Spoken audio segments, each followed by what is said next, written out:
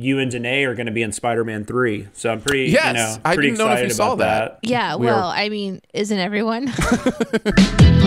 Welcome to Behind the Sins, presented by CinemaSins. Welcome to Behind the Sins, a weekly look at everything going on inside the world of CinemaSins. I'm Aaron Dicer, and I'm joined as always by Jonathan Watkins. Hello, hello. And Danae Hughes. Ho, ho, ho!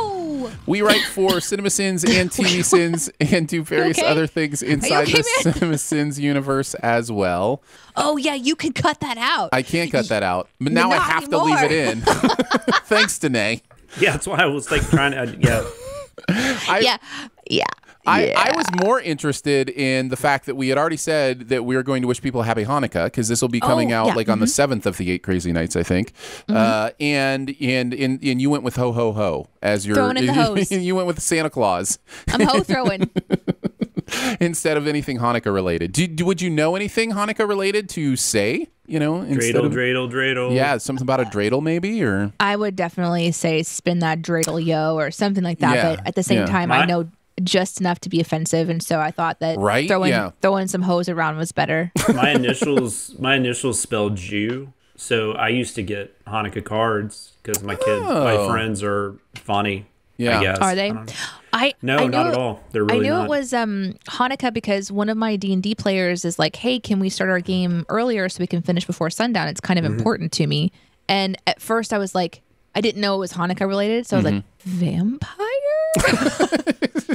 Because it's just, I didn't realize he was Jewish, so that's cool. And so now I'm trying to honor what he needs, and I'm super excited about it too. I'm like, let's figure out a way to make it happen or skip a week, whatever. Hanukkah's cool though, right? I don't want to sound like an idiot talking about it, but it's cool. I just feel like it's more, I don't know, organized, I guess. Like I don't know, like Christmas is so many different things to so many different people, but Hanukkah is just like seems more focused and just like this is what we're doing. Well, and Hanukkah traditions are so much older than Christmas traditions, and I learned this how much older they are recently when I just a couple years ago with The Man Who Invented Christmas. I don't know if you've seen that movie. It's a great movie. It's really good. But I hadn't realized until I saw that movie how recent Christmas traditions are. Like he really did invent Christmas like in the late 1800s. Like it just wasn't a thing that was celebrated until like just over 100 years ago. And I'm just like mind blown. Because I just thought this was like an ancient tradition. That we celebrated, because obviously, Jesus' birth is said to have taken place, 2 millennia ago.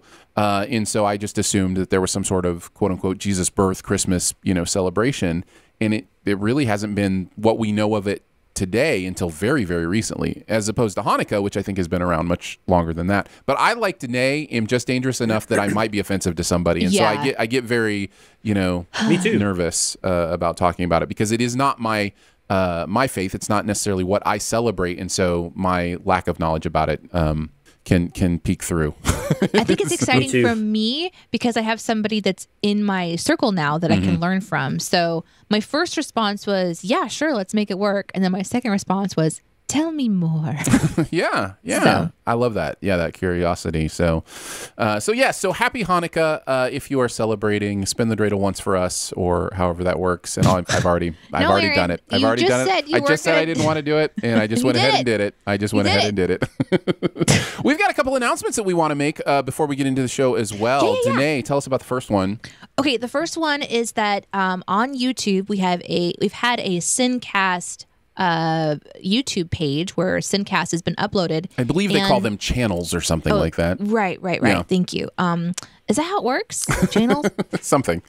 We've had an additional playlist there where we also have our Behind the Sins shows, and so we have an audience listening on YouTube every week. We just wanted to give you guys a heads up that we have changed the Sincast channel's name to the CinemaSins Podcast Network to make it a little bit easier and clearer that it is one source for multiple shows. So now it's not just going to be Sincast and Behind the Sins. We've also added the Starting Now podcast, which is also like the Barry podcast for Chris and Barrett. And there may be more down the line. But for right now, if you try to look for Sincast on YouTube and whatever reason it doesn't like work correctly or you see changes, don't freak out. That's the scoop. So technically, this is our first episode as an official part of CSPN, right? Like this is coming soon. CSPN 2 and CSPN the Ocho. That's right. Absolutely correct. My gosh. The other thing I wanted to mention right off the bat, maybe falls into a little bit of the category of you done messed up, AA Ron, but we started a process with our podcast provider of allowing advertisers to advertise within Behind the Sins as a way to support this podcast. And what happens here, I did not realize necessarily that was starting last week. And so it may have been a surprise to you to hear an advertisement pop up in the middle of the podcast. We try to keep them right after SinSide Scoop, right between SinSide Scoop and Keeping Tabs. And so I wanted to say, first of all, should have educated you better on that, should have told you that was coming and that might have been a thing that you would end up hearing. And second of all, to say thank you for allowing us to do that, to support what goes on here and the time and energy that we spend in this. Beyond that, if you don't want to hear that ad, you don't have to. In fact, our Sin Club members don't hear those ads in their podcast feed. So if you are a member of Sin Club and maybe you've been subscribing to the main feed instead of your Sin Club feed, that might be a reason to subscribe to your Sin Club feed that you have access to just from being a member of the Sin Club because those ads don't pop up in there. So if you're interested in the ad-free version of the podcast, you can certainly become a Sin Club member at our Patreon. Oh, and also, if you know of a business that would like to advertise with us so we can do host read, let us know. Yeah, I did see somebody had mentioned also that they like it better when the hosts, read the ads, and we agree. We would love to do host read ads. We just have not been approached by any companies to do those. We're not going to be approached by a dreidel company. Aaron ruined that. Yeah, kind of ruined that one. So apologies there. But yes, we would love that as well. And in fact, if we had enough companies that wanted to advertise specifically with us that we could do host read ads for, we would certainly replace those ads. Like the national style ads. Yeah. And I will also say we have a high level of customization on those ads where we can pick categories that we allow, don't allow, those kind of things. So if you do hear an ad that you're like, I don't know if that matches up with something you guys want to be advertising or whatever, please let us know about that. Yes. Because we believe we have customized those ads. I think the one I heard was BetterHelp, which we are all on board, advertising for BetterHelp, however that looks like. So, but let us know if you think one doesn't quite match up with who we are, because we'd love to know about that as well. It's kind of a new thing we're kind of going into with you. So thank you for your patience as we kind of walk into that together. But it really is valuable for us to be able to have the time and energy we spend on the podcast result in some revenue. So we appreciate that. There's like mile markers for a podcast, getting support from fans, like on a membership platform like Patreon. That's a big help. Then there's crossing that year of releasing consistent content, and that's a big one. Yeah. The first host read ad, also really exciting. We had one opportunity so far. Correct. But then being able to turn on a little bit of a revenue stream for the show is a kind of a big deal. So we're excited about it, but we also know it might be a change. Of course, if you have feedback or questions or whatever, you know how to reach out to us.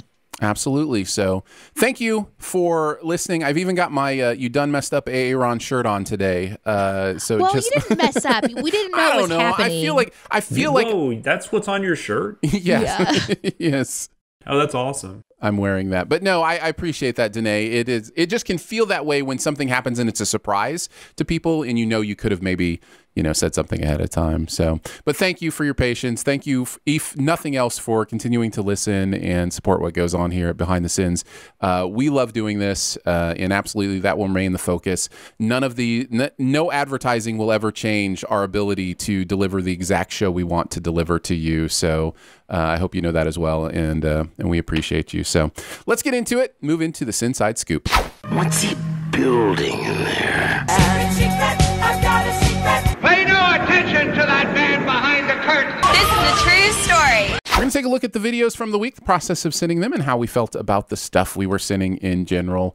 We will start off with TV Sins, of course, in Mandalorian, the new season, still doing the Insta-Sin and having a good time with it. The episode that we were doing last week and talking about this week, even though there's a new one that just came out this weekend, as it continues to be confusing as to which one we're talking about, is The Siege. We're talking about The Siege, and if I am remembering correctly, that's the one where Gina Carano comes back, and they kind of have those... that little side quest as they are going and Carl Weathers the macaroons. Oops. Macarons. The macarons. What? Yeah. There's two different kinds of cookies, and apparently we said the wrong one. Apparently we were. So apology for our lack of cookie knowledge. I'm sorry. Yeah, no, actually, it was weird. Barrett actually, that's my fault. Barrett put cookie in there, and I changed it to macaroons because I thought that's what they were. Yeah, and that's what I kept seeing on like social media and stuff. So apparently there's I've had macaroons. They look like that. Well, maybe you had macarons or maybe whatever. I don't know. I could be saying that wrong, but apparently there's a type that only has one O, and there's a type that has two O's, like the runes and the rons. I don't know. I give up. Yeah. All that matters is that we were taken later. to the That's right. We were taken to the cleaners on Twitter about it, or on the comments. I mean, in the comment section. I've chosen just not to read YouTube comments on anything Star Wars related. So.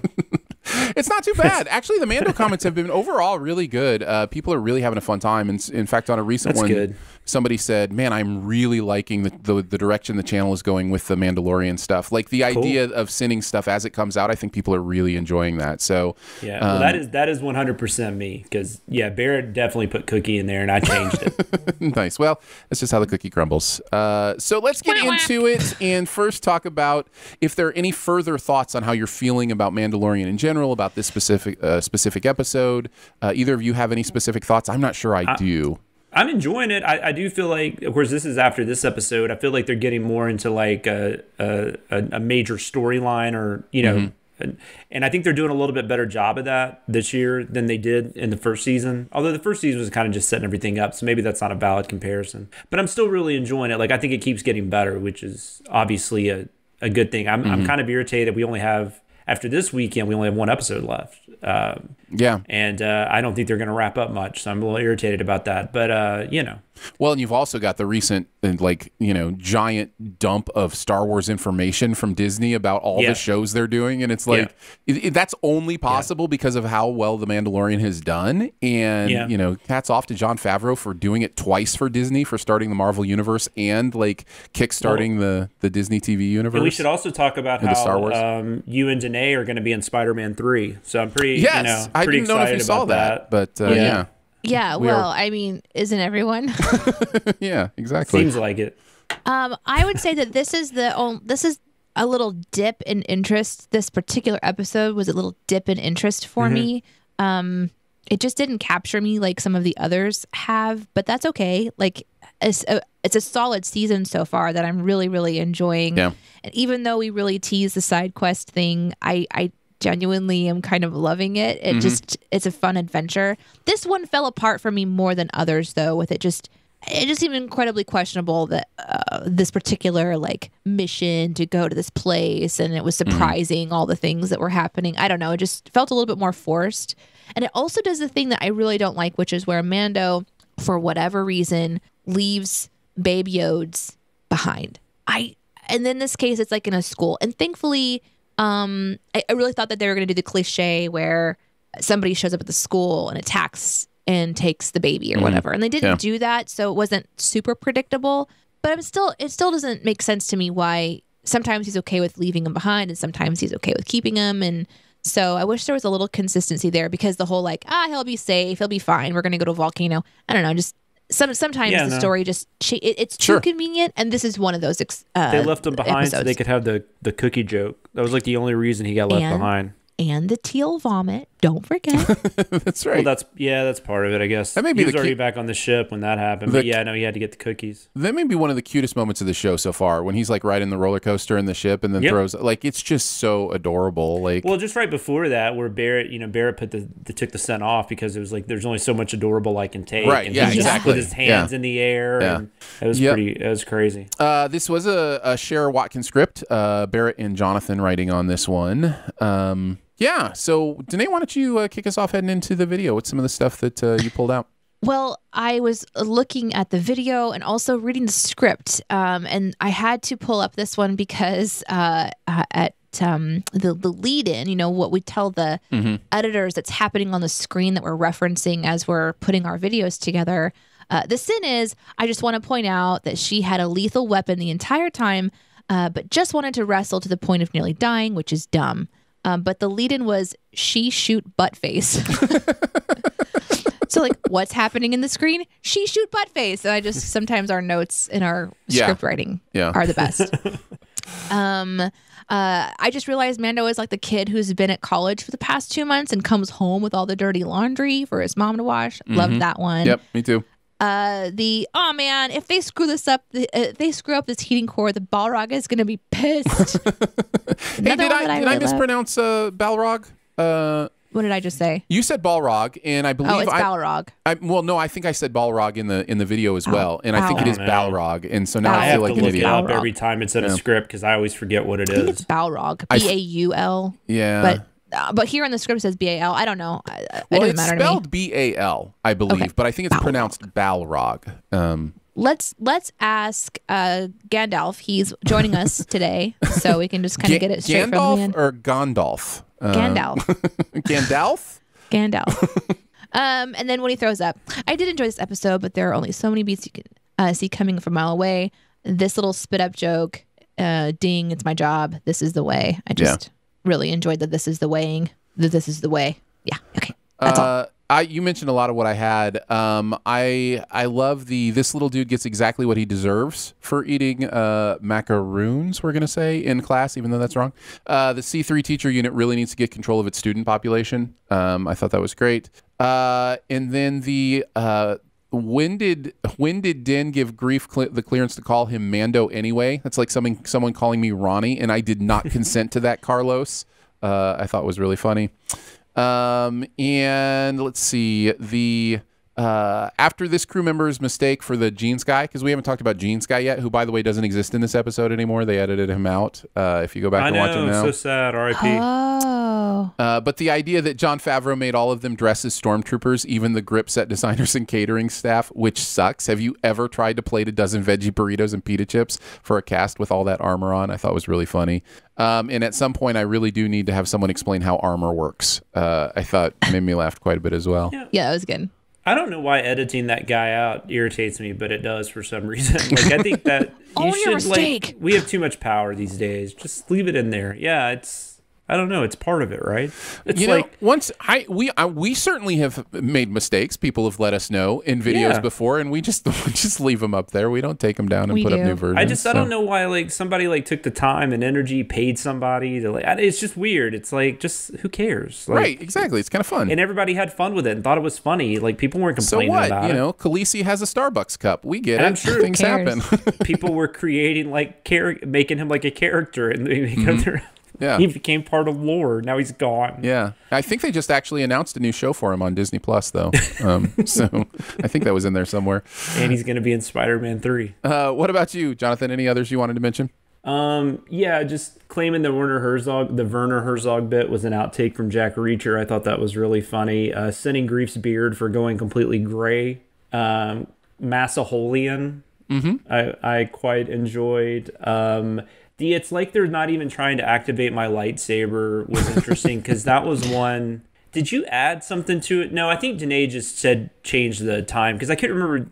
Or did you change it, Aaron? That was an improv. That was what it was. Yeah, because it was just like straight up like, I can't masturbate or something, right? Yeah, get it up or something like that. Yeah. And so I just made it Star Warsy. Yeah, Aaron improv'd a lot on this one, and Barrett even noted, I think we've created a monster. Because the midichlorian thing was, that was just you doing different takes, right? Okay, so I have that in my keeping tabs that I was going to talk about that. We can talk about it now if you want. I have a different keeping tab I can do, but that was one of the strangest review processes ever, because yes, I did 3 takes on that with different versions, thinking they would pick the one that they thought was the funniest.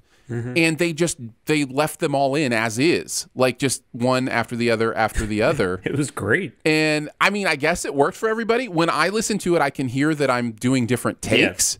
So for me, it doesn't quite work because I know in my mindset, but I guess apparently if you listen to it, it just sounds like I'm just continuing to rant. I just like the idea that I don't think we've ever done that before, where we just made like our main sin and the alts one sin. And that's kind of that's kind of like if we did that, that's kind of what this would have been. So I thought that was interesting. I've been meaning to ask you about your social media comments. It was really funny. We don't need to get into all that, but that was a really good way of addressing it. Mm-hmm. I thought, without getting into it. The Midsummer outtake, I just wanted to say that was, Bear put that in. That was almost just as wrong as the Mist outtake. Right, just want to throw that out there. Yeah, fair enough. That was, oh my God. When it cut to her, I didn't even think about it when I read the script, but then when I was watching the video and it cut to her reacting to the fall, I was like, oh no. That is not right. Oh no. Yeah, no, this has been a lot of fun. I'm glad we're continuing to do this. And, Me too. And yes, with all the Disney Plus TV show announcements, I have a feeling we have been given work for many years to come. My favorite thing about that, though, was somebody who was saying that, like, great, right as my my free year is going to end, like all these shows are going to come on. Yeah. Yeah. I mean, I think Corona put a lot of like it did with everybody. Corona put a lot of stuff in their plans. So yeah. I think we would have had more stuff by now if not for that. But it was kind of funny that somebody mentioned that. I'm like, yeah, you're probably right. Yep. Let's move on to Friends, the one with the Holiday Armadillo. This was a Dicer Watkins script. It is also Danae's favorite show. So let's talk a little bit about Friends and how awful is this episode. It's bad.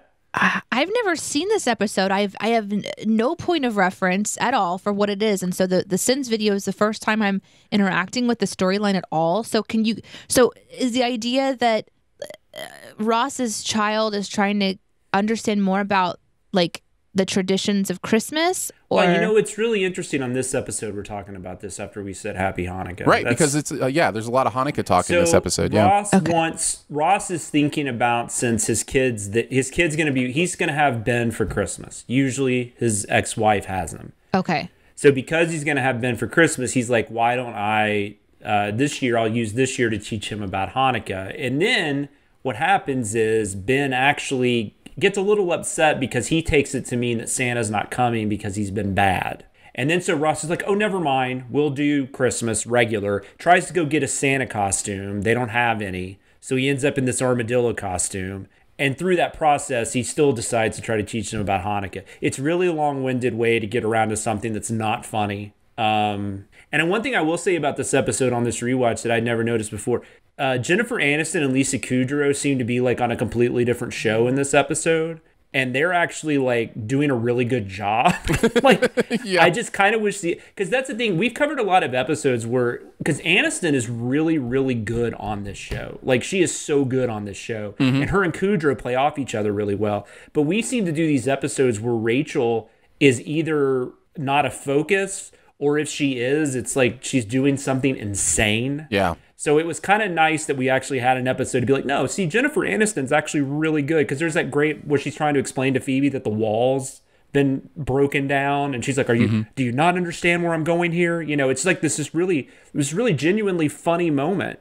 But 90% of the episode is that armadillo crap, and it's not funny. Chandler coming in as Santa Claus isn't funny. Doesn't even make sense, and we send that. Well, and Joey coming in as Superman makes the least sense. Oh, it's ridiculous. Yeah, it's just all that is so misguided, and it takes away from what even works in the episode, which is Cooter and Aniston, who get this B plot that nobody cares about. But whatever. I don't even know what they were doing. So not that it matters. There was a story arc where I can't remember what happened. Was there a fire? There's another wall or something. They're going to move in together. That's they were living together. I think there was a fire, and then so Rachel had to move in with Joey. Phoebe moved in with Ross. Like this probably happened 6 episodes before. Okay. So I don't remember, and it's been a while since I've seen it. So this was the episode where they were getting the apartment back.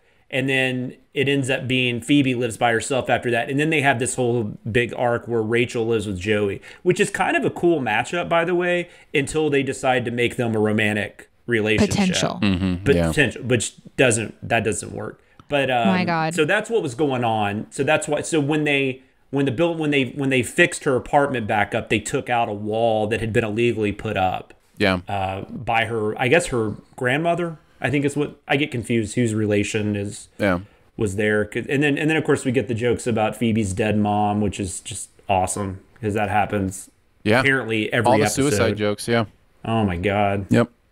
Yeah. So Danae, since Jonathan and I wrote on this, did you have anything about the Sins video that you want to talk about? Yeah. My first note is what the fuck is going on? Why is he an armadillo? But then after I hope I explained it well. Yeah, you did. I wrote down a few things. The laughing at your own jokes was the ha ha ha at the end. Another one of your little embellishments, Mr. Dicer. I improv'd that laugh. Yeah, I wrote that down. That was perfect. Yeah, it worked out so well. And then Santa has reindeers that can fly, but if I can trust the internet, and really, how could you not? His reindeer aren't born with the ability to fly, but are fed a specially concocted reindeer food made from magical fungi, which I love because I think this is like from a movie. It's like a movie reference that I remember. Oh, do you remember that in a movie? Yeah. That was my other keeping tabs. So I may have them both gone. But yeah, that was just research I did. I just did some research on the reindeer flying. We can get to that later. But yeah. So those are the ones I liked. The rest of it is not that it's trash. It's just that I'm glad to move on from Friends. Yeah. And honestly, culture is kind of moving on from Friends too. When we started sending these a year and a half ago or whatever. It was right in that like Friends on Netflix. Everybody's binge, like the new generation is finding Friends and they think it's hilarious. And I've been seeing a lot of stuff recently where it's like, actually, guys, Friends isn't that good. It's like, we all kind of get there eventually. Yeah, it'll be. I think a lot of people are watching it because it is in reruns and stuff, or it's available on streaming services. I guess it's on HBO Max now, maybe. But so people are watching it from the beginning, and they're like, "Wait, you guys found this funny?" Like I see a lot of that, on Twitter, and and I mean, we're doing this out of context too. We're doing episodes, we're picking them. So there are still things that work, but no, it doesn't hold up the way you would think it would. Yeah, it's funny to watch, kind of the evolution of how culture feels about certain properties and the front lash, the backlash to the backlash, the backlash to the backlash to the backlash. It's just interesting to see how kind of people shift around because once everybody's like, Friends is pretty awful, then I'm like, yeah, but those actors are pretty amazing, and there's a reason their chemistry worked and their charisma worked, and Matthew Perry is hilarious, and so there's things to defend and then things to not defend. I wonder. I mean, as far as I know, HBO Max is still doing the reunion. I don't really know what that is. Yeah, so I don't know what that's going to be either. So it'll be interesting to see whenever that is finally able to happen. I think that was something else that was affected by the pandemic. To see what kind of reaction that has. For sure. Jonathan, why don't you go next? The Microsoft groupies and the Google groupies I thought was really funny. The Bing comments, letting your clipboard pencil dangle. We already talked about the mom killing herself jokes, but that was just, I noticed that in this episode. I was like, if I feel like every episode we've done, there's been a comment about her mom, maybe except for the pilot, but even in the pilot there might have been. I don't know. But not just a comment, like it just feels inappropriate. I don't know. Maybe you could joke about anything in the 90s, man. Like you really could. It wasn't seen that way. I mean, the skull thing was just kind of stupid. But then, I don't remember what the joke was in Central Perk, but I was just like, God damn, I don't know. And let me be clear. I'm not saying it's okay. I'm just saying it is one of those time machine things where nobody thought that way. I'm just telling you, it wasn't. I shouldn't say nobody. Certainly, people that dealt with the topic probably felt it. But if it wasn't something close to you, it was a joke. Well, that's what I'm saying. Yeah, I mean, that was not something that, had affected my life. And, years later, maybe it has or hasn't. But I'm just saying for a lot of people, growing up, different things get you. Just like going back and watching things about divorce or stuff like that. If you've been divorced, it's a whole different light. So it could be something like that's hitting me. I don't know. And then the Festival of Optometrists I thought was really funny because the idea that Ben, I don't know if we're supposed to believe Ben didn't know that was Ross and Chandler. Right. You know, because we even commented on, you know, Monica's all snuggled up to Santa Claus, and like that's fucked up. Like, well, I watched it before writing those sins. I was very careful to watch it, and the show is absolutely saying he thinks that's actually Santa Claus. He has to. The way that he's acting, the things that he's saying, there is not an ounce of him knowing that that's his dad. So yeah, it's really weird, really strange. That's all I had. Really strange. You don't feel like you're gonna throw up, do you? The question I ask myself every time I have to watch scenes of Ross attempting fatherhood somehow makes it into the episode. Made me laugh quite a bit. Phoebe, did you get Joey all this stuff to drive me out of the apartment? This episode is 37% characters coming to this exact realization. Oh my God. So true. And that is a sitcom thing where it's just like same joke over and over again. That kind of thing. And instead of calling you, I decided to wear it and surprise Ben myself because these hijinks aren't just going to ensue themselves. That was like a combo. Yeah, but I thought that was weird. Like, what friend would do that? Like, I would holler at Barrett and be like, "Hey, man, got this suit if you want it." Right? Yeah. No, I'm just gonna put it on and wear it myself without telling you. Yeah, exactly. All right, let's move on to music video sins. Harry Styles, I believe the song is called "Golden." I'd never heard the song before. That is not strange. That generally happens with these things. You don't listen to Harry Styles all the time? That's weird. He's got a nice voice. Disappointed. He's got a nice voice. He's not a bad artist in it. No, but it's not weird that you don't listen to it, though. Correct. I mean, sure. I understand. I didn't have a lot of thoughts on the song. What about you guys? I mean, I listened to it over and over because I worked on the script, but it's kind of catchy, but it's definitely not something. It's stuck in my head for a few days, but it's not something I'm grasping onto. I think Barrett, I mean, he didn't write anything. I think Barrett is kind of a fan of Styles, if I remember correctly. Like, I know he's got a couple songs where he's been into. He didn't say much to me about this one. But yeah, and I don't know. It was fine. It's real repetitive, and there's not much to it. It's extremely repetitive, and there isn't hardly anything to it. So yeah, we can probably just get right into the sins themselves. I guess I can kick us off on this one. This song has more da-da-das in it than that I'm Blue song that I've been trying to purge from my brain since the late 90s. I felt that one, and then, of course, was immediately thinking of that song for the next 3 days, because that's just how it works. Sure. Since his departure from One Direction, Harry's been interning at the Ministry of Silly Walks, and it looks like it's clearly paid off. That made me laugh quite a bit. Harry included some of his audition tape for Paddington 3 in this video. When told by the producers that they were not looking for a human to play Paddington, Harry replied, "Have you heard of the Scarlett Johansson clause?" I thought that was very, very funny. What about you guys? Danae, why don't you go next? The no way that Harry's been running in a full sprint for the last 30 seconds and sounds like this with all the panting. I continue to really enjoy how Barrett delivers those, and then just those driving gloves, which made me look at the driving gloves, and then they're very interesting. That's all. Yeah. No, I love that too. It was interesting. I think I don't know if this was one where Barrett just added a word or he had already written this. It's possibly both wrote it. I don't know. But I just wrote driving gloves, and then when he turned the script over, I saw he had put those in front of it, which I thought made it work so much better. It's crazy how like one little word can just change everything. Sure. Magic. It is magic. Of Christmas. Jonathan, what else did you have? I did like I did like the comment about if only there were a channel that would make fun of these fucking things.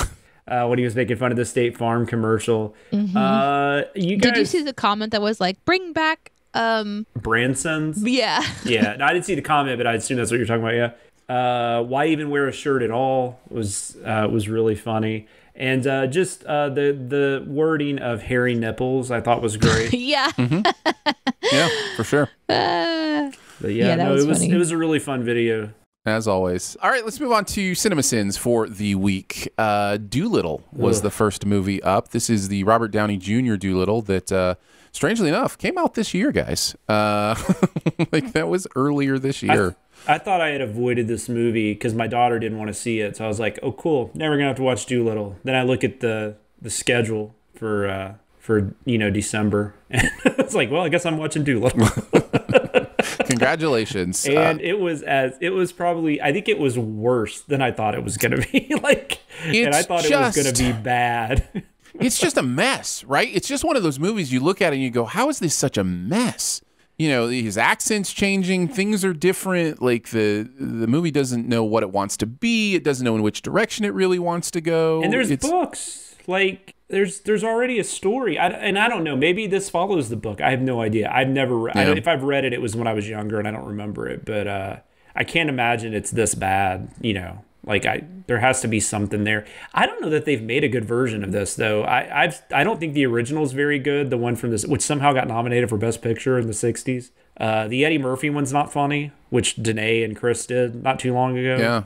I guess it was when this came out in the theater. Mm-hmm. Yep. That's how that works. But this was way worse. Like this is just this. It doesn't. It's one of those things where it just feels like they were trying to put content out there and didn't really have like any other idea other than let's get a good voice cast. Yep. Let's make these animals look as unshitty as possible. And it does not work at all. Danae, I'm sure you haven't seen this. No, I haven't. It has a lot of the elements that I think should be fun. But in watching the Sins video and just the questions and the plot holes and how things don't even like pay off and pointing out like we have 15 minutes of the movie left and we're just not getting to the island. What is it? Like all of the ways that you guys are pointing out how this movie is disappointing, I think would have been a bummer to experience. So once again, I'm glad I don't go to the movies. Mm-hmm. Yeah. And the entire story revolves around the resolution of removing a blockage from a dragon's butthole. And the gas that ensues afterwards. So it's amazing how many kid movie cliches there really truly are. Like we're not kidding. They're just there in every single one of them. Yeah, it's for sure. Insane. I don't think I've mentioned this was an Atkinson Watkins script. So Jonathan and Chris wrote on this one. What did Chris have to say? He said, Dolittle is another in a long line of characters who used to be fun and now have a non-fun view of the world. Movie like Hook, Alice in Wonderland, and Christopher Robin. The story is that Dolittle needs to save the queen by finding some antidote on an island that his wife just happened to be looking for when she died. Almost everything about this is awful. I particularly enjoyed Jonathan's comparison to the Polar Express when the main kid, Tommy, tries to jump over a gap in the bridge. They don't even try to make it look real. One of the weirdest things for me is how Dolittle can talk to all the animals, and there's a part where he uses whales to find out where the island is by following Michael Sheen, who has the diary that shows the way. But I kept wondering why Dolittle couldn't just ask the various aquatic life where the island was in the first place, because surely they would know. There's also a moment when Dolittle is climbing the side of the boat from the water, and the rope gets severed and he somehow still climbs it to the top of the boat. The people who died in the movie Open Water take issue with that. I think ultimately we just didn't need another Dolittle right now. I know Disney is still hot from the Marvel stuff, but everything about this movie seems stale and overdone before anyone even saw it. Yep. Agree. Let's move into the Sins. Danae, why don't you kick us off? The squirrel narration about how squirrels are people too. Oh, so good. So enjoyed that. It's just kind of fun to hear Jeremy switch into that like David observant. Attenborough. Yeah, David Attenborough. I don't know who David Attenborough is though. He's the nature narrator. Okay. Yeah. Like observe and they're wild. Like it was so fun. I really, really enjoyed that. Yeah. Also, I know this is supposed to be cute, but I get major Twilight baby vibes from this lion. I had that written down. And he wasn't wrong, man. No, he wasn't wrong. It's just really cracked me up. Flipping the bird was fun.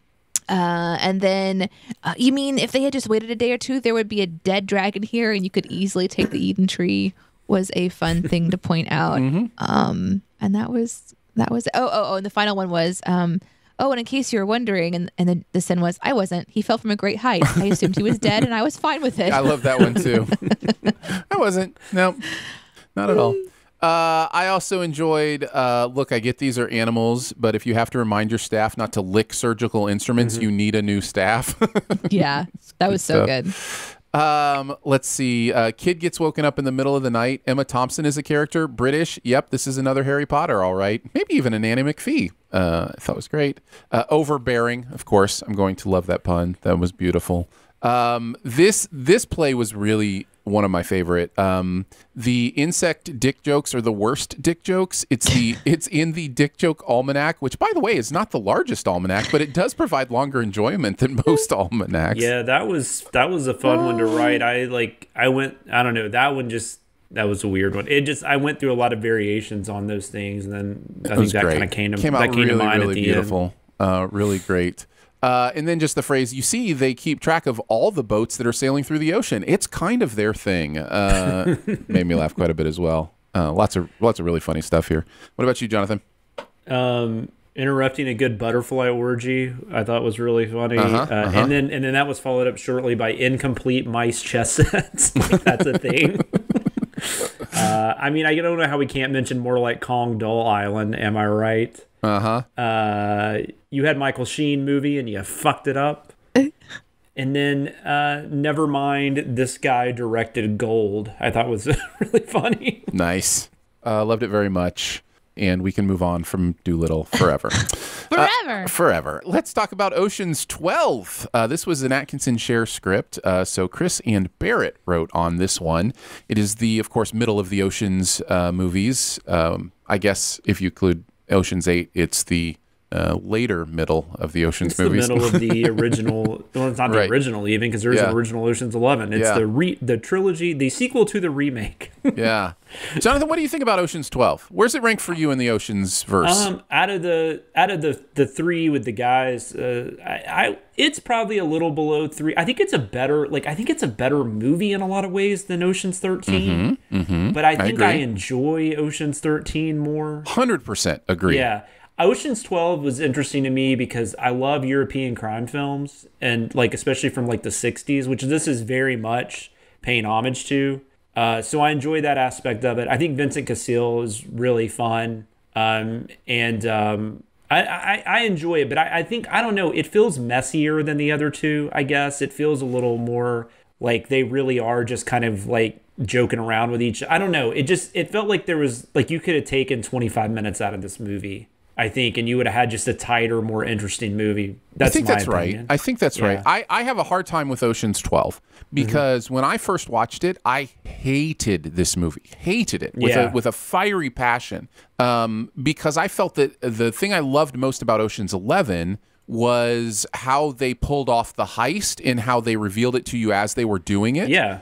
And Ocean's 12, the reveal that it gives to you, sorry if this is spoilery for somebody who hasn't seen it, but this movie's been out a long time, is very, and we address it in the Sins video. It's one of my favorite sins. I think it says something about giving the middle finger to the audience and shoving it up their pee holes, which is exactly how I felt when I watched this movie the first time, because it takes everything you were invested in about the heist and says none of it mattered. None of it was important. The thing that actually happened was something completely different that you didn't know about. It comes off as not so much a twist, but just we weren't actually showing you what happened. And it's just it made me so mad that all the stuff that I was thinking about and invested in, just they completely trashed it. They didn't even care about it. That I was angry at this movie. It's a little convoluted. Yeah, and so I rewatched it. But the problem is it's actually not convoluted. What they go to at the end, where it was all a con.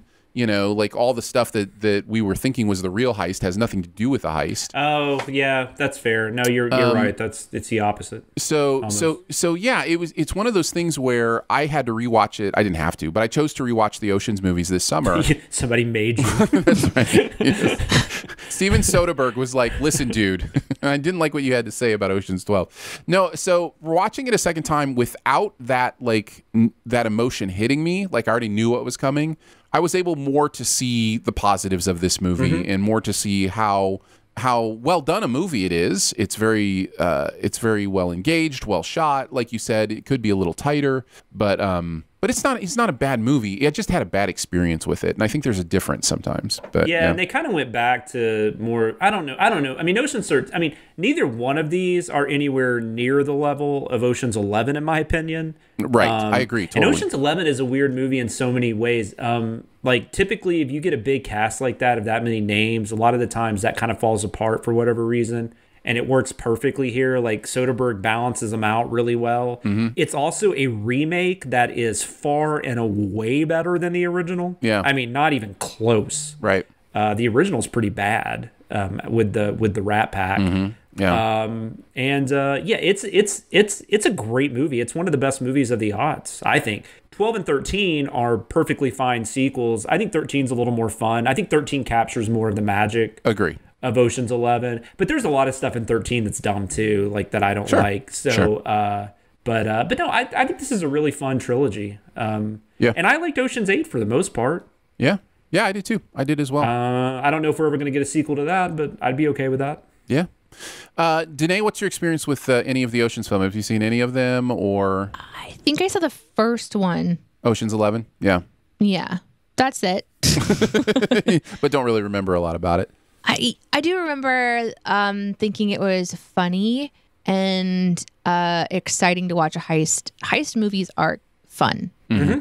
Yeah, they're one of my favorite subgenres. And I don't know that I watch very many heist movies.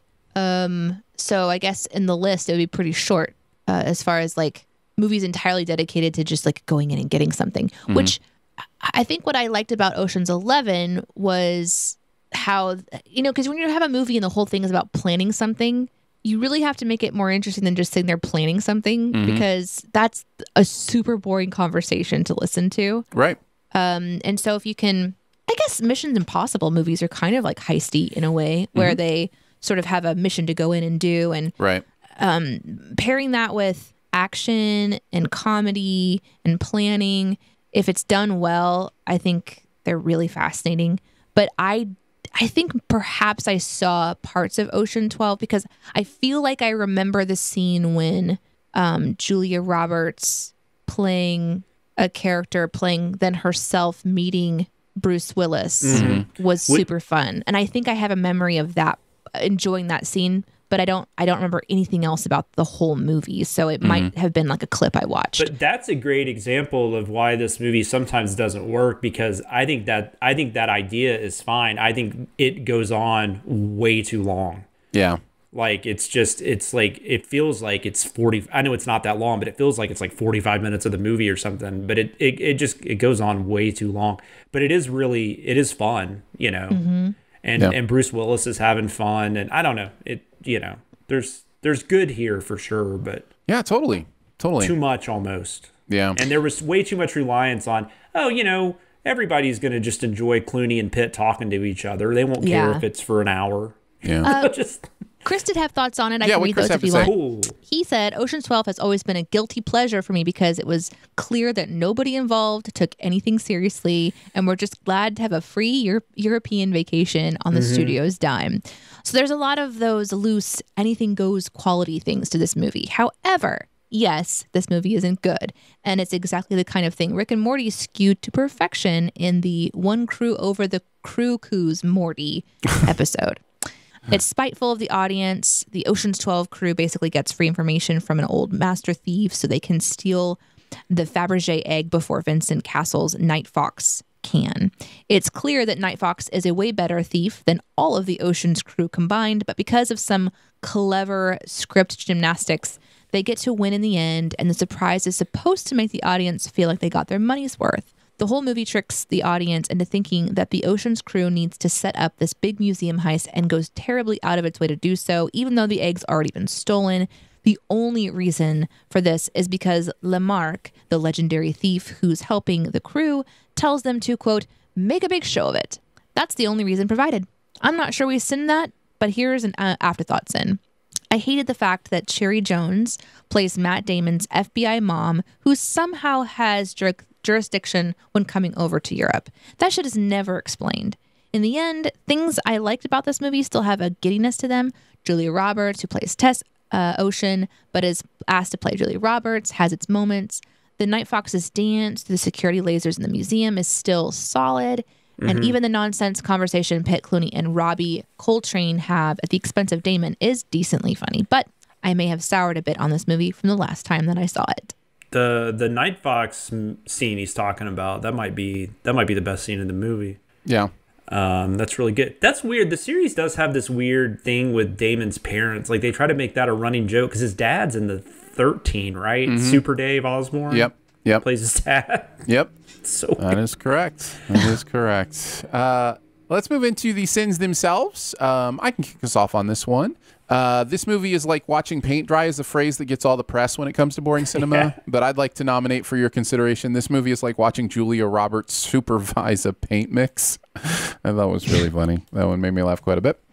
I know the fact that these interactions with Yen, with people speaking different languages, is the joke, but I'm sinning it. This might fly in Star Wars. Well, actually, we sinned it in Star Wars too. I just loved the way that sin ended. Made me laugh. And then hey, look, most of them got arrested just as planned because this movie set up. Oh, we talked about this one. This is the beginning of the one I was talking about the middle finger to the audience. That one stood out to me for obvious reasons that we've already talked about. And then the Hoobastank on the sign that did not say Hoobastank. But I don't know, that kind of stuff makes me giggle.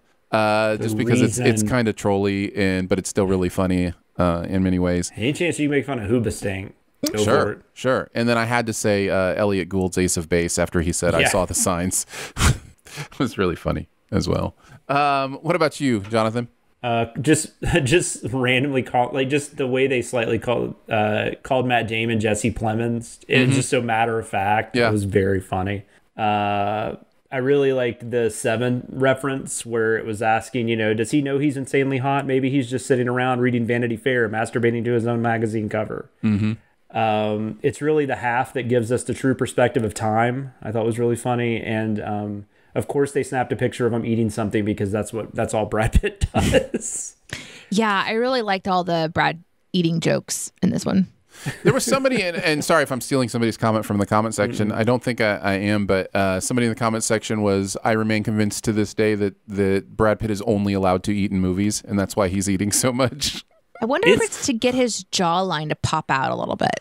Oh, yeah, the sexy jawline. Get a little bit of that coming out, yeah. Like, hey, Brad, could you just chew this so that the 3D chiseledness of your jaw will just pop out into the theater and just whip everybody into a sexual frenzy?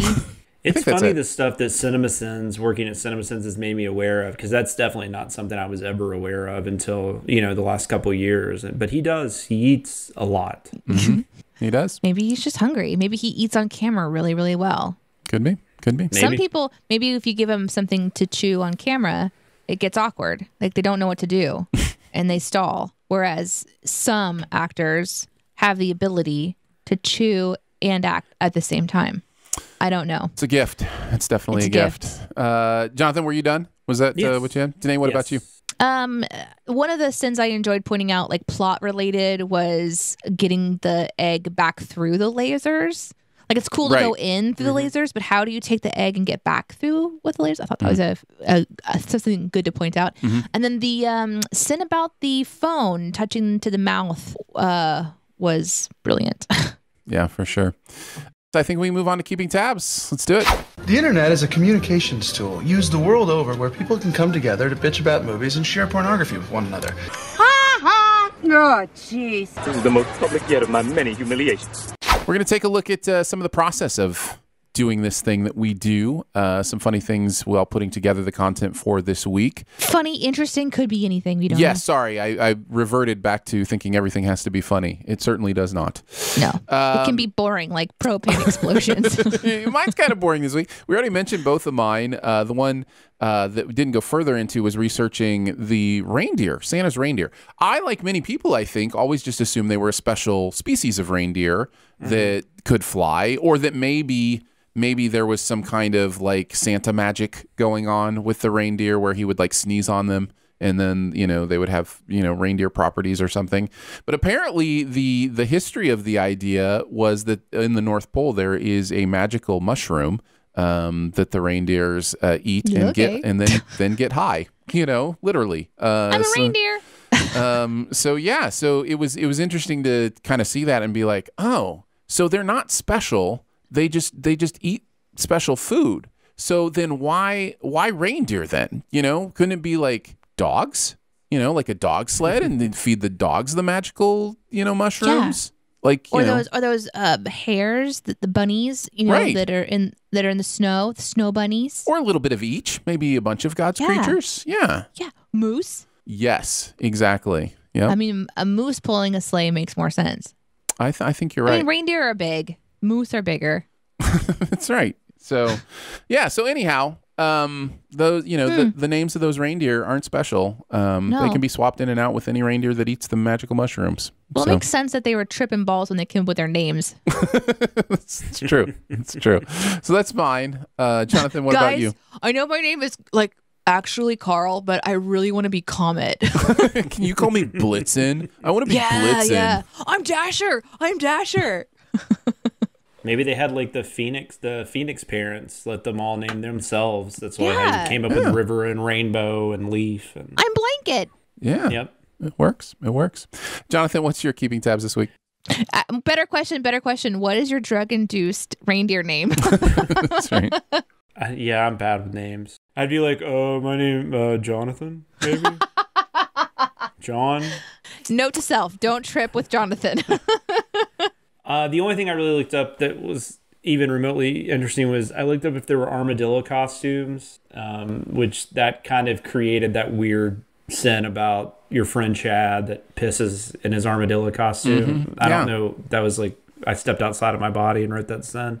So it was hard though, because since that episode aired, they created the Holiday Armadillo costume. So technically, yes, you can get armadillo costumes, but I couldn't really figure out if they had them before that. And but I did find out that armadillos there's mascots. So maybe you'd get something like that. Like it's the Texas state mascot is the armadillo, which I thought was interesting because I thought Texas would have gone for something more, I don't know. Something a little less roadkill, maybe? Yeah, like I just feel like Texas, they're so big and bold, like like fucking Bronco or something. But anyways, right, it's an armadillo.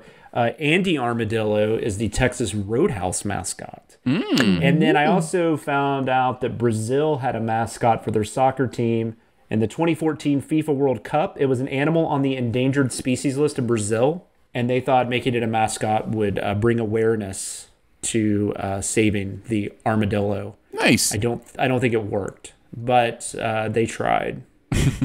It probably didn't work because no one watches soccer. But that's a whole other story that we probably don't need to talk about because we'll just piss off half of our audience, even though they don't really like soccer. They just pretend to, but that's okay.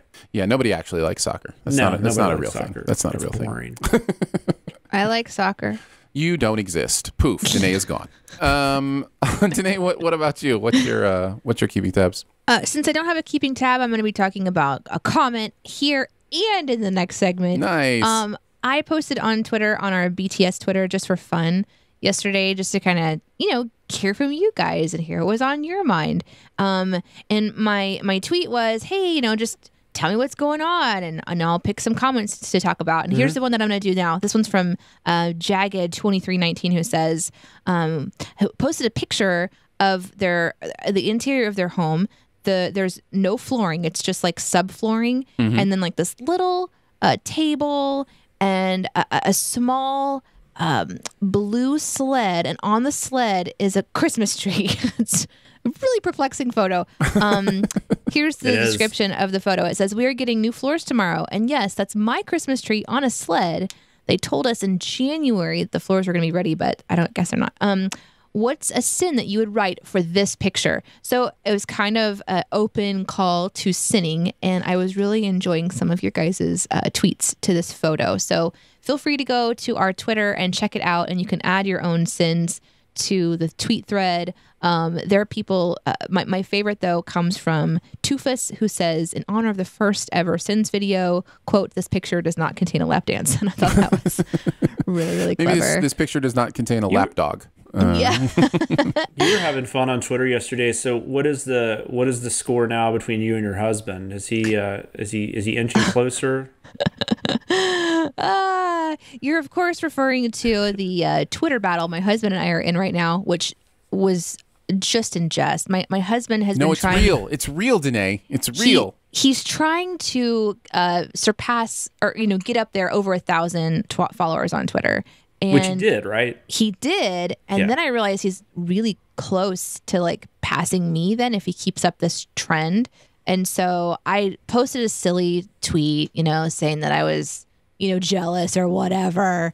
And then it just blew up into this back and forth where some of my beloved Twitter followers have abandoned me. Actually, they're not really leaving my Twitter. They're joining on the fun and following my husband. And so, yeah, there's a lot of back and forth. In fact, I think somebody, here we go. Chris E. O'Neill says, hey, CinemaSins BTS, you can talk about how I'm actively trying to help your husband surpass you in Twitter followers. Put that in your comments section and smoke it. Well, so there's this nice little rivalry going on right now. We actually, in our comment section, had both that and a little bit of the smoking in the token with the reindeer. So, yeah. So we had both. There's a lot of really fun comments on this thread. So I'll pull some more on the comment section, and maybe we can just focus on Twitter for a little bit, because we appreciate you guys on that platform. Yeah, we love it. Let's get into it then. Let's hit the comment section. I want to know what you're thinking. I appreciate your honesty. You're a real straight shooter. You are the ones who are the ball lickers. We're going to take some time to read and possibly even respond to some of your comments in the various places that you can put them, including the videos themselves, as well as Twitter, Discord, and other places where you comment on the week's content. Danae, we're going to let you go last, since you've already mentioned you kind of... Or I can go in between you guys multiple times. You know what I mean? Like, you go, then I go, then you go, then I go, then I go, then I go, then I go, then I go. Well, I'm going to save mine for... It'll be the new podcast D in the middle of A and J. I think I'm going to save mine for the end then. It's a little more serious. Okay. I'll save that for the end. But Danae, why don't you go first? Mine is not serious. And then Jonathan, go, and then you can do a few more if you want. So what do you want to start with? I think I'll start with Joe Bearded Nerd, who says, as shit as this year has been, I want to thank you guys, both the A and B team, for making this year suck much less. You have kept me laughing and distracted from all of the garbage of 2020. So thank you, and I hope next year is better. So thank you. That's that awesome. means a lot to us. Yeah, okay, well that was kind of serious. Now mine's going to sound really stupid. It's okay. Here, I'll do another one. I'm kidding. Go ahead, though. Sweet Chicken Sir says, in all caps, screaming at us. Ready? You didn't tell me Gourmet Hound would make me cry, or maybe you did, but fuck. So I thought that was pretty fun too. Yeah. Sorry. No emotional trigger warnings on that one. You missed that one, bud. Jonathan, what about you? Mine is from Dolittle. It was Mimi Lord said, I knew this movie would do little at the box office.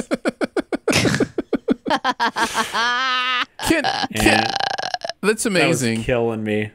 That is amazing. I could not use that one. Listen, I don't know if I'm right here, but I'm going to bring it up anyways. But are you sure it's not Meme Lord? It's Meme Lord. You are correct. Did you say Mimi? He said Mimi Lord. You pulled a me. I would do that. I did. It was it's a me, so it's definitely meme. It's the drugs, man. Yep. It is Mimi eating a macaroon. That's right.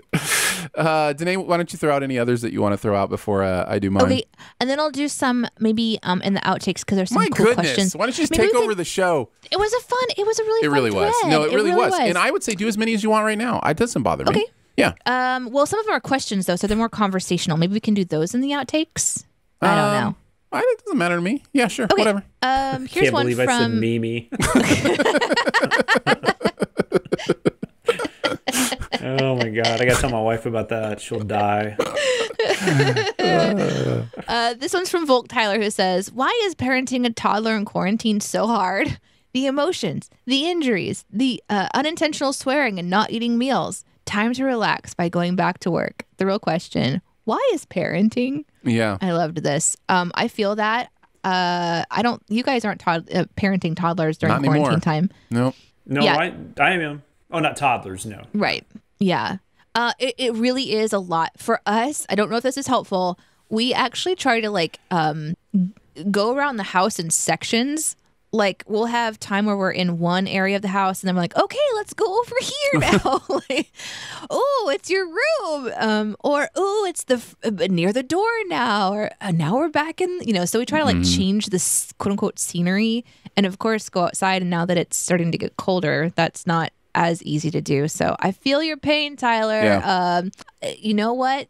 Do what you got to do. Sometimes it's just movie night. And y'all need to just crash on the couch and just binge movies, and it's okay. But it is a lot. We also, every night we say we have like prayer time, but our prayers are all just us saying thank you. We don't like ask Gratitude. God for stuff. Yeah. We just say thanks for stuff. And we end that time by saying, help us to get some good sleep tonight and to learn to love each other better. That's pretty much the only thing we really ask for, is just to find new ways to learn how to love differently. And I think that's actually been our mantra. And it's helped us to have a little bit more grace for each other too, as we're all just, constantly around each other. Yeah. So maybe that's helpful. I don't know. Nice. Here's one from FatCat321 who says, I don't know if this has been addressed yet since I'm catching up on past episodes, but Jonathan could always eat Cheetos with chopsticks instead of making Machine to eat them. That's what I would do. It has been addressed. I've been told to do the chopstick thing. Yes. Yeah. Have you though? No, I haven't done it. I don't think I've even eaten Cheetos since then. We actually just got some at the grocery though, so maybe I'll try that. Ooh, okay. Nice. I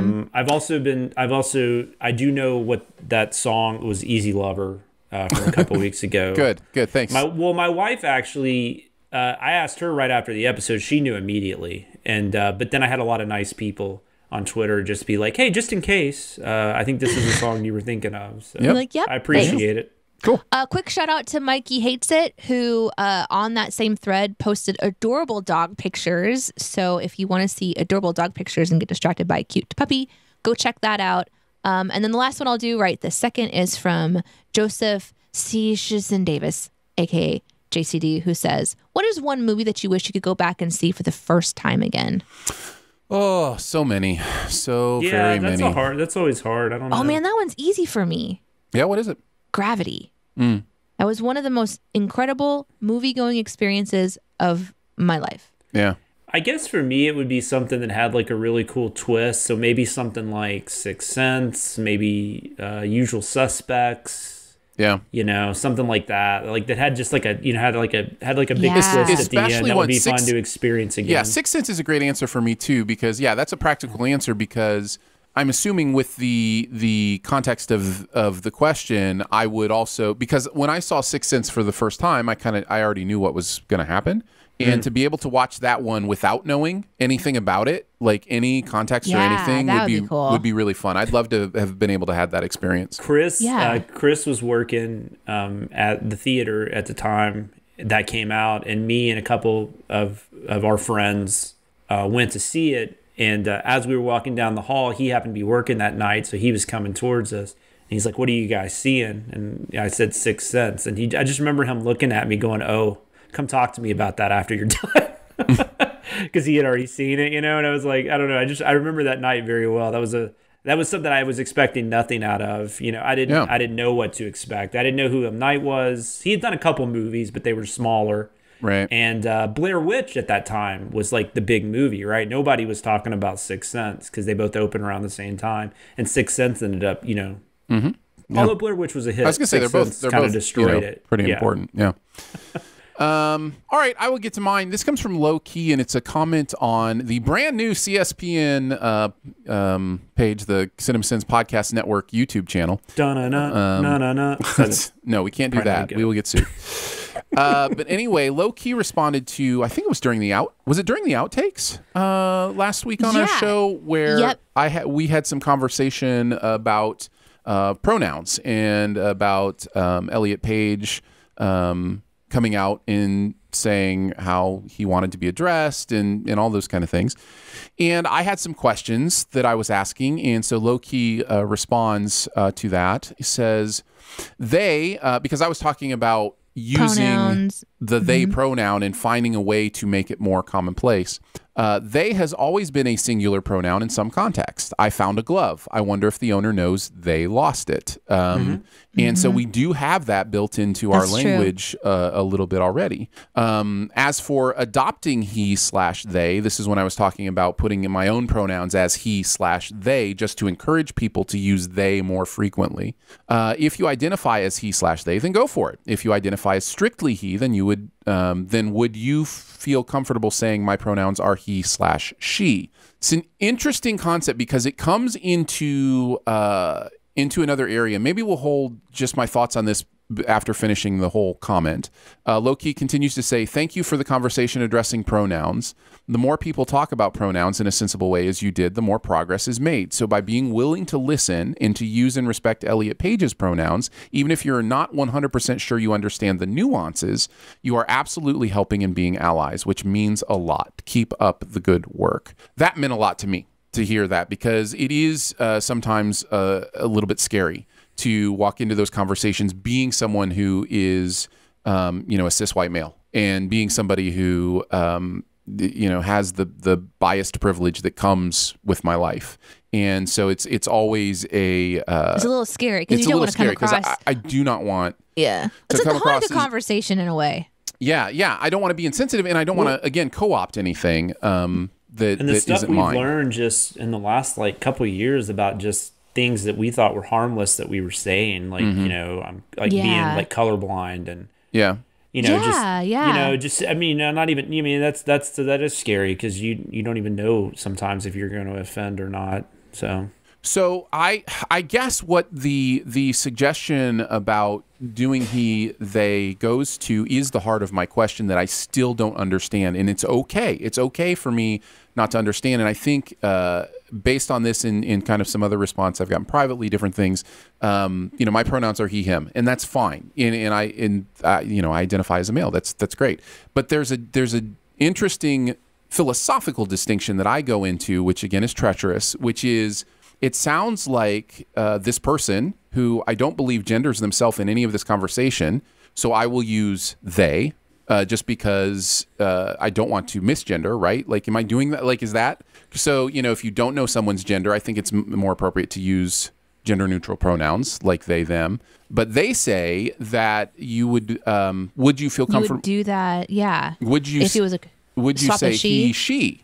Mm-hmm. And no, I wouldn't. I wouldn't identify as female, but my understanding of they was that it was more gender neutral as well, that it wasn't a third gender, but it was gender neutral. And that to me is a distinction that I think we have to start to understand more of that, because if they is specifically referring to a transgendered gender, that's different than they being gender neutral.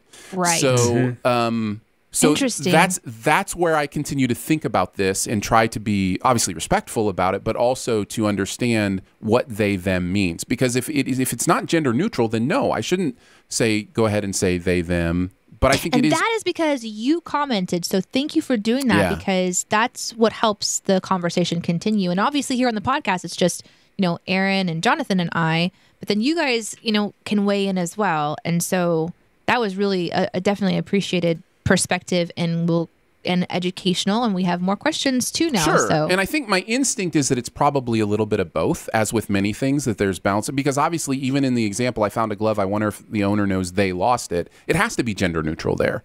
So it is obviously a word that can be used as gender neutral, but it also may be specifically indicating something as well. I feel like so that's usually like, if you don't know who the owner is, you don't know if it's a man or a woman. So that's kind of where that stems from, right? The use of they. Yeah. Mm-hmm. Yes, exactly. It's gender neutral. That's why. Yeah.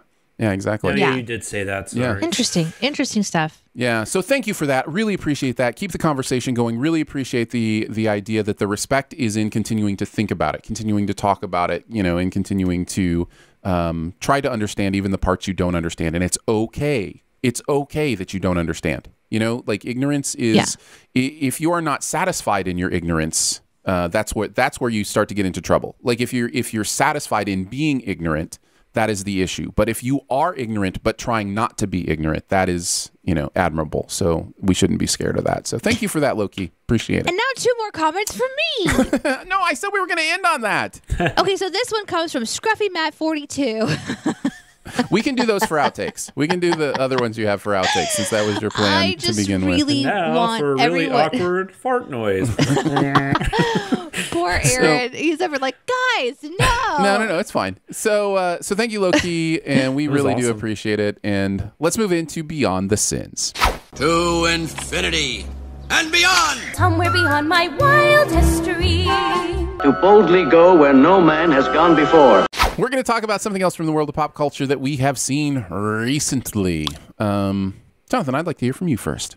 I'm going to talk about Steven Soderbergh's new movie, Let Them All Talk, because that's really the only thing I watched last week. But no, it's one of the newer things I watched last week. So this is Steven Soderbergh. Is it Soderbergh? It's Soderbergh, right? I say Soderbergh. Yeah. Because I said Soderbergh. I don't know why I said that. Mimi. Steven Soderbergh's new film, which I don't even remember where I watched it. It was HBO Max, right? Yeah, it's on HBO Max. HBO Max. And I have too many streaming services. First world problem. But anyways, I watched it when it came out the other night, and I really enjoyed it overall. From what I understand, I didn't do a deep dive into it, but I read something. I believe it's mostly improv. I can go a little bit more in depth. They had they had the writer with them. It was written but not scripted. So the idea of the plot, the story, the situations, the scenes, that was all written, and then during the shooting they improv'd but also worked with the screenwriter to craft lines during the scene. So they would say, here's kind of the thing, they'd go through it, and then they'd say, what about this line for this moment that you said this? And they'd do it again, do another take. Because so this stars Meryl Streep, which she was in. I believe it was last year. The Laundromat came out. Mm-hmm. Yep. Yeah, she was in that last year, so she's re-teaming up with Soderbergh for this one, and she's co-starring with Diane Wiest and Candice Bergen, right? Mm-hmm. Yep. And they are 3 longtime friends, and they go on this cruise together. Meryl Streep is I guess she's still a famous author. I guess you would still say she's a famous author, right? Yes. But the publishers are really concerned that her new book's not going to be on time. They don't know what it's about. There's a lot of concern there. They decide to send her to this, is it a conference, I think, or something, to where she's going to talk, and they decide to put her on this cruise to get there, and she decides to bring along her 2 old friends, Candice Bergen and Diane Wiest, and you find out pretty quickly they have not been really close in the recent years, and there are some reasons for that. Mm-hmm. And that's kind of what the movie ends up unveiling. And then you have a couple other characters. Gemma Chan plays one of the people that works at the publisher, and her nephew comes along. Lucas Hedges plays her nephew.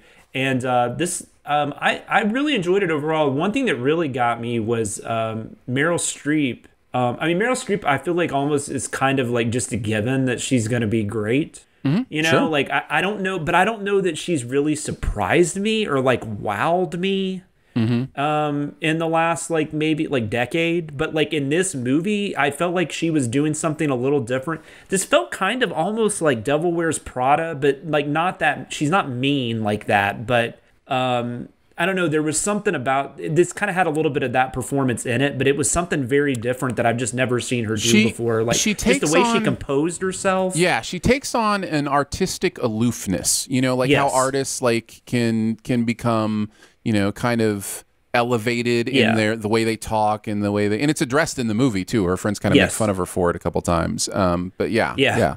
There's this great moment early on that I kept thinking about where there's another writer on the cruise, and I think he's supposed to be kind of like James Patterson, like Michael Connelly. He's a crime writer. He's a very, very popular crime writer. Very prolific crime writer too. Yeah, very prolific. Yeah, so I think it probably was supposed to be like James Patterson, and like him. Right. But there's Candice Bergen and Diane Wiest are talking about how much they enjoy him and how much they like his books, and the way Meryl Streep is just supposed to be really? But his books are bad. That's not really writing. Yeah. It was just this great little moment, and just the way they play off each other and stuff. Yeah. And even though it's not, I guess, true improv, they're creating the story with the writer. However they're doing it, it kind of brings this unique perspective to the material.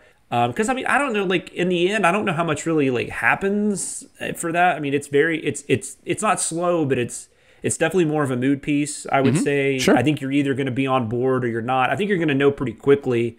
That was an unintentional joke about them being on a cruise ship, but I think you're going to know pretty quickly if you're on board, if you're into it. But if you do get into it, I think you're really going to enjoy where it takes you. Yes, I agree. So I don't know. It was a really unique experience among movies I've seen this year, and Soderbergh once again just doing something like that he's never done before. I mean, I feel that way. He's tackled some of the same themes and stuff, maybe, but like hasn't, I don't know. This style just seemed a little different for him. No, it's really cool. Soderbergh, the thing that continues to amaze me about him is just how he likes to give himself challenges and make fun movie stuff. The idea of taking the Queen Mary from New York City to London or wherever it ports in the UK, and to actually film the entire movie on that crossing, because it's not a cruise, it's a crossing. To film that entire movie in that 10-day crossing of the Atlantic is just really interesting, right? And to pull it off like this is it's really well done. I enjoyed it as well. Even if it sometimes feels like he's just kind of bored and he just wants to do, like, he shot the one movie on the iPhone and stuff like that, and but if what comes of that is stuff like this, I'm cool. Like, I did a Soderbergh binge this weekend and watched a lot of his movies, for most of them repeat watchings. And I'm thoroughly impressed with him. He has grown on me as a director over time, and now is one of my favorite directors of all time. It's just, speaking of being prolific, he's just done so many movies, and they're always good. I shouldn't say always. I haven't seen all of them, but for the majority of them, are from good to really good to great. And to do that many movies and have them all, and even when they don't like completely work, like something like, for me, like The Good German. That wasn't one that I was really sold on, but at the same time, like, it was still interesting. Like, there was something, there's always something you're gonna grab onto in any of his movies, and just to see what he does with independent films versus what he does with studio films. I mean, it's just, I don't know, it's just fascinating. Yeah, I feel like I almost feel like it comes almost like irritatingly easy to him. Like, he could just do, he could just do anything. He was definitely made to do it. It's crazy. It's good stuff. Danae, what about you? I am going to talk about a comedy romance. A rom-com? A romedy comance. Yes. A romance comedy. That's what they're called. This was recommended or was talked about in our Slack channel. Somebody on the team's wife was watching Dash and Lily on Netflix. And so I was like, okay, if she likes it, maybe I'll like it. And I watched it, and I did. I enjoyed it. I watched the entire thing. It is a Christmas rom-com. Now, I feel like I'm a different person recommending this right now, but there are some elements of this story that are really kind of fun and refreshing and unique. Essentially, there's two kind of like awkward teenagers who are just at that precipice of like becoming their own adult, but they still kind of live at home, or they still have parents to kind of answer to, living in New York, and it's around Christmas time. And the girl, Lily, leaves a notebook in a bookstore for someone to find and communicate back and forth with, and try to develop a friendship or a relationship or something. She's just, and you come to find out the whole story of why she did that in the first place. And they develop the story in this really intriguing way. It's not always just a straightforward storytelling. They kind of go back and forth and fill in some of the details as the show fills out throughout the season. And I really enjoyed how they did that. Dash finds the notebook, and they begin to communicate back and forth. There's rules about how they're supposed to communicate, and essentially like little dares that they give each other as they realize that they're trying to kind of move the other person out of their comfort zone. So for Lily, who is kind of like a romance, loves Christmas person, Dash has her do things that are outside of her comfort zone. And for Dash, who is a cynic, Lily has him do things outside of his comfort zone. And so they're separate. They're not really together on camera, but the notebook kind of ties them together. And so it's edited really interestingly in these scenes where they're quote unquote talking back and forth through the notebook, through like narration and clever editing and things. And I mean, there's definitely cinnable parts to it. Like for example, a scene might develop where, Dash is reading the notebook, and you're hearing Lily's narration as she's talking to him. And then at the perfect time after his first bite, he reads the next line of the notebook as if it's a conversation, where in reality, he could just binge this notebook. So you have to kind of just buy into the fact that this is the way that the story is being told. And it stars Austin Abrams, who was in Euphoria TV series, known for, and also in This Is Us recently, as well as quite a few others on IMDb. The Walking Dead he's been in, so Kings of Summer. So there's some names I recognize there. And then the Lily is played by, I think it's Midori Francis. I might be saying her name wrong. And she was in Ocean's 8, I guess. And maybe like a scene of Gotham or something. So she has like a little bit of acting chops too. I really enjoyed them. I liked how that was played out. I didn't mind the ending. It is a rom-com, so you kind of like assume you know where it's going, but it has enough of unique moments that are delightful and heartbreaking and interesting and different enough that I didn't mind it. And so Dash and Lily is on Netflix, and I would recommend it. Very good. I mentioned should I also say it's 100% on Rotten Tomatoes still? Okay. Oh, nice. Well, that's very good. Everybody has at least kind of liked it. Yeah. I am going to talk about a movie from my Soderbergh binge. There were several I could mention. I do want to say before I mention the one I've decided to land on, if you haven't rewatched Out of Sight in a while, do it immediately. It is an astonishing movie, and I had not seen it in a long time and was just blown away. It's my favorite Soderbergh movie now, and it wasn't before I rewatched it, and it may end up in my top movies of all time list as I redo them this year. It's one of the best adaptations too. I mean, he pretty much just straight adapts. I mean, he changes up the structure a little bit, but it's an Elmore Leonard novel, and it's pretty much just a straight adaptation of that novel, and it's really well done. And it's I mean, it's Ocean's 11 style stuff too. Like there's Heist and George Clooney being George Clooney. There's an incredible cast. But this isn't the one I'm talking about. I wanted to talk because this one is one I believe is criminally underseen, and it's Side Effects. I rewatched Side Effects, which is a Soderbergh movie that has Channing Tatum in it, as well as some of the other Soderbergh staples. And it is about, including Jude Law, it is about the idea of using drugs as part of a murder mystery. And when I say drugs, I mean prescription drugs, like, kind of the big pharma kind of thing. Those count. And so I had loved this movie the first time I saw it. As with many Soderbergh movies, it felt like it flew under the radar. And so I want to bring it up again because after rewatching it, I am even more convinced this is a really well done movie and very engaging. The mystery part of it is engaging. The acting is engaging. The way the plot moves and where it goes is not only interesting, but satisfying. And man, Soderbergh just makes great movies, and Side Effects may be one that you haven't taken the time to see. And so I wanted to bring that up for. I love it. That's Beyond awesome. the Sins. Yeah. Cool. And Haywire. See that one as well. And Contagion. And and all of them. Haywire is the one I haven't seen in a while, but I remember really enjoying that one too. Yeah. But back to the comments on Twitter. No. That's going to wrap it up for Behind the Sins this week. Don't forget to make sure that you are subscribed and go ahead and leave a comment or rating as well. If you've got anything you want to send us in the mail, we do have a P.O. Box. You can mail it to P.O. Box 881, Republic, Missouri 65738. You can hang out with us on Twitter. I am at Aaron Dicer. She is at Danae Says. DENEESAYS. He is at Sam Loomis 13. So for Jonathan Watkins, Danae Hughes, the Mimi Lord Almighty, and myself, we will see you next week. Happy Hanukkah! Thanks for listening. Send any feedback to bts@cinemasins.com. And be sure to subscribe, rate, and comment. Find more ways to connect by visiting cinemasins.com/BTS.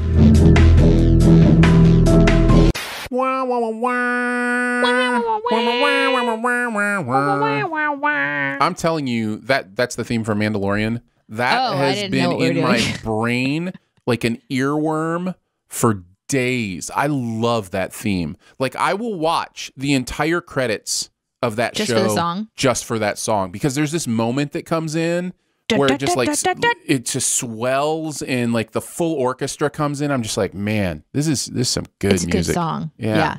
Hey, so today is when the Sincast YouTube channel switches over to the CinemaSins podcast network. Has it switched? No, it'll go live any minute now. As soon as the Sincast episode uploads to YouTube, then everything's getting flipped over. CSBN. I'm sure there's another CSBN out there, right? Like there has to be. Oh yeah. I wonder what it would. Canadian Sports Podcast Network. Cream pie. Okay. Salmon. Pot pie. You're not Nutella. great at initialisms, Danae.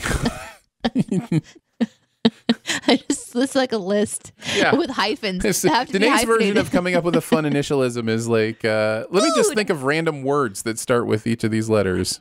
Yeah. When you mentioned doing a D&D podcast, I thought it should be called D on D&D, and that you should go over the weekly shows. It should be like a recap show for D&D podcasts and YouTube shows. So like you would talk about, what happened on Dungeon Run and NADPOD Critical Role, and Critical all the Role. ones I keep up with. Yeah. And you just do a recap. And that title sounded sexual to me, just FYI. What, D on D&D? D&D. Mm-hmm. That's the beauty of my name. It's the D. I'll say ass. That'd be a good one. Somebody is going to use that as their text notification. Yeah. That's how amazing that was. Bartholomew. We're going to talk about something else from the world. All right. Every time? We're going to have to do it every time now. One of you is going to have to do it every time. Oh, that's how this works. Well, I was just gonna do a shout out to Derek from Connecticut who actually sent us a postcard. We'll throw it in the outtakes, and we're throwing a bunch of stuff in the outtakes. Somebody sent us a postcard, so shout out to Derek for sending us a postcard. Derek says, I've been listening to you all. The insightful conversations plus the laughter and camaraderie you all share brings me great joy. Keep up the good work with much appreciation. Derek from Connecticut, we got your postcard. I actually have it up in my studio, so thank you for that. Thank you. Super cool. I love getting postcards. That makes me super happy. All right, Danae, what other comments did you want to make sure we addressed? So Scruffy Matt 42 said, Behind the Sins and Sincast, play Among Us. You know you want to do it, and you know you want to stream it on Twitch for all your fans to watch and enjoy. Come on. You know you want to. Come on. I got to tell you, I'm so annoyed with that game, though, just because I have to hear about it. My daughter tells me like these detailed stories of like getting screwed over in it. I don't know. It's just, it's one of those things. It's like your kid tells you about something so much, like that's the last thing you want to be involved in. I'm so unaware. Every car ride is just stories about her playing Among Us. And it's like, oh my God, no. I would super be down for some Twitch gaming. The issue would literally be just making sure that somebody on the team knows how to set up all the streaming needs. Because all of us are just like, at the end of the day, we've worked 50 plus weeks. We got kids, we got stuffs to do. And then if we're going to sit down and game together, which genuinely sounds to me like a fantastic time, someone's got to put the work in. Yeah. I would love to. Follow my Twitch. You can subscribe. Follow my Twitch. Yeah. Danae says. Twitch.tv/Aaron Dicer or Twitch.tv/Danae says. You'll notice that I don't know how to Twitch still, but we'll get on that. The other comment that I wanted to bring up was from Edward the Fifth, or the Fifth Edward on Twitter, that says, I just want to take this opportunity to thank everyone on the Sins team for being so open and candid about mental health. You all have helped me identify my severe anxiety and get treatment. I'm feeling more in my right mind now than I ever have before. So thanks again. Yeah, I responded to that. That hit me. That was nice. I'm glad he's doing well. You don't want to do the comment calling me out for not following anybody?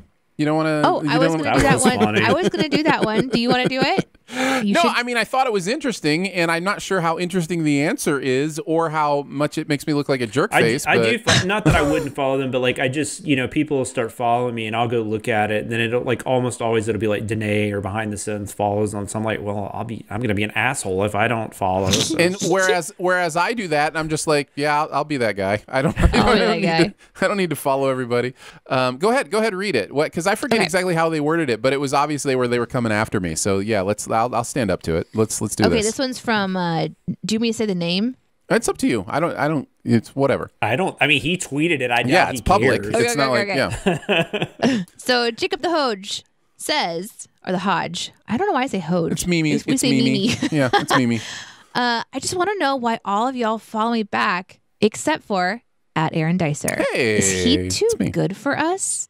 Please confront him about it. That's right. Yeah, it's very. I do think he's one I followed for quite a while. No, yes, he's saying everybody does but me, and that is the case with several people. Can I tell you what I think it is? Why I think you don't do it first, and you can tell me if I'm wrong. Oh, sure. This is a fun game. Yeah. Okay. You're incredibly specific about who you follow because you like your feed to be a specific way. Yes. But also, you really love your ratio. Like yes. You covet the ratio, and you're like, okay, I have to be real careful here because my ratio is so solid. My ratio is bad. Listen, here's what I will say. I don't like the follow back game, so that's part of it too, which is like, hey, follow me, I followed you. And so I just made a rule for myself. I cannot follow more than 200 people. It's just my feed just becomes unusable at that point. And so I'm very, very careful about it. And so I apologize. I know you only follow 200 people. I can't do more than that. How is that possible? Can't do more than that. I don't even believe and it's been that you. way for a long time. So remember how I was telling you guys that like I have that one pinned tweet, and anyone who likes it, I followed them back. For me, it's like you like me, and that's like you took the time to read my pinned tweet and you like it. That's so cool. I'll follow you back. So like recently, there's been a couple people that they've liked it, and then I followed him, and I've gotten a private message being like, "It's true, you do follow back." And I do think that that's really fun, and I get to see what other people are interested in sharing and liking. But it is like I can never get through my feed. I never have like feed completist. I guess can't that's do just it. never been I don't know. That's something that's right. Really it's not a priority me. For some people, but for me, you are a completist. I'm a completist, and I'm an efficiency person, and so for me, I have to be able to read every single tweet from the people I follow.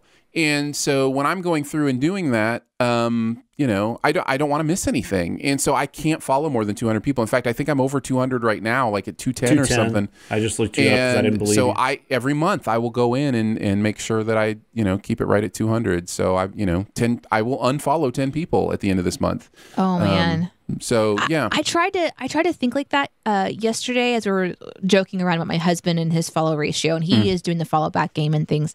I was like, okay, well, should I like pare it down since I do have so much? I started going through all the people that I follow, like from the beginning of time, things I don't necessarily need to follow, like the companies, for example, like Shure Microphone. I don't need to follow Shure Microphone, right? So then I'll unfollow them. But it's an interesting world of trying to go in there and decide who I don't like want to see. Mostly I think it's going to be brands that I thought was fun, like Wendy's or something like that. Because if Wendy's does something major, somebody that I know is going to retweet it. And we can have a beautiful Twitter relationship without me following you. That's the thing. Like I'm not muting you or blocking you. Like I can see your stuff. Like if you respond to my tweets, I can respond back. I can do those kind of things. It's just when I'm looking at Twitter, I have a specific system that I use to be able to kind of stay in touch with the really, really high priority stuff that I want to make sure I'm understanding and seeing. So wow, that's crazy. So that's the answer. The answer is it's nothing personal. Absolutely every single one of us is on the chopping block. In fact, I fully expect next month I'm going to be up there.